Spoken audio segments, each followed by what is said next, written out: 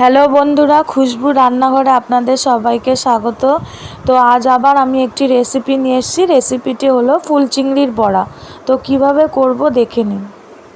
আমি ফুল চিংড়িটা ভালো করে ধুয়ে পরিষ্কার করে আমি রেখেছি। এটা কোনো বাছাবাছি করতে হয় না, এটা একটু ভালো করে ধুয়ে নিলে হয়।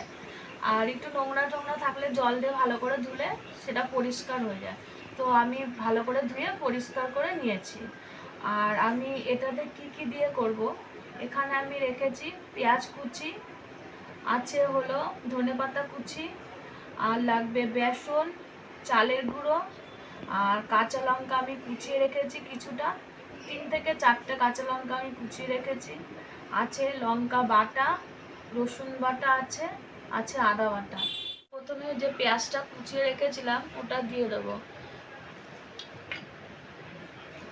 ওটা দিয়ে দিলাম আমি।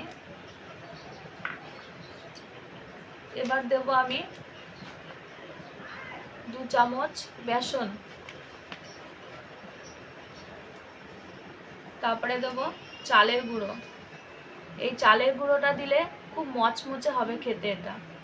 চালের গুঁড়ো আমি দেব 3 চামচ।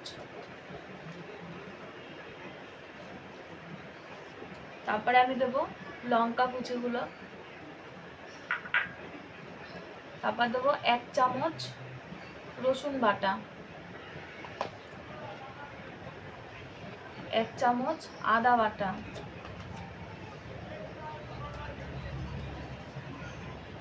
1 চামচ লঙ্কা বাটা, আর দেব ধনেপাতা কুচি যে কেটে রেখেছি ওটা পুরোটাই আমি দিয়ে দেব। তারপরে দেব হলুদের গুঁড়ো পরিমাণ মতো, হলুদ গুঁড়ো, আর দেব নুন পরিমাণ মতো।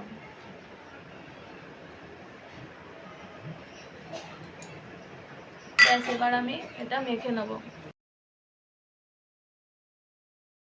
মাখাটা তৈরি হয়ে গেছে, আমি মেখে নিয়েছি। এবার আমি এটা বড়া ভেজে নেব। কড়াইতে সাদা তেল দিয়ে রেখেছিলাম, তো তেলটাও গরম হয়ে গেছে। এবার আমি এগুলো বড়া ভেজে নেব। তো এক এক করে আমি এরকম করে কড়াইয়ের মধ্যে দিয়ে দেবো।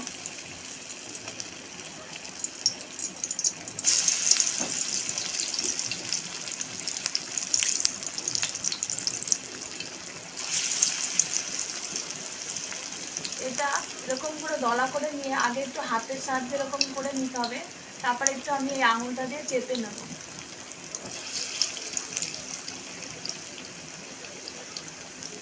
প্রতিটা ওরকম করেই দিতে হবে, তাহলে ভেতরে কোনো কাঁচা ভাব থাকবে না।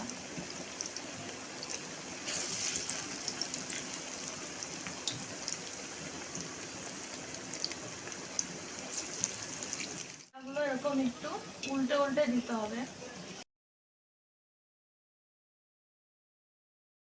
বড়াগুলো আমি নামিয়ে নেব।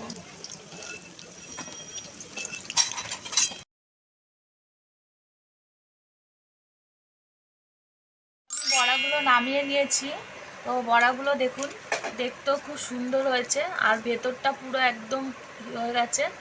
তো আমি এখানে একটু সস রেখেছি, যদি মনে করেন বিকেলবেলা আপনারা টিফিন করে খাবেন সস দিয়ে, তাও খেতে দারুণ লাগে টেস্ট। আর মুড়ি দিয়েও খেতে ভালো লাগে এই জিনিসটা, গরম গরম ভাতেও ভালো লাগে। তো এইভাবে ফুল চিংড়ির বড়া করবেন। অবশ্যই যদি এইভাবে ফুল চিংড়ির বড়া করে আপনাদের খেতে ভালো লাগে, তাহলে আমার ভিডিওটাকে শেয়ার করুন, কমেন্টস করুন আর লাইক করুন।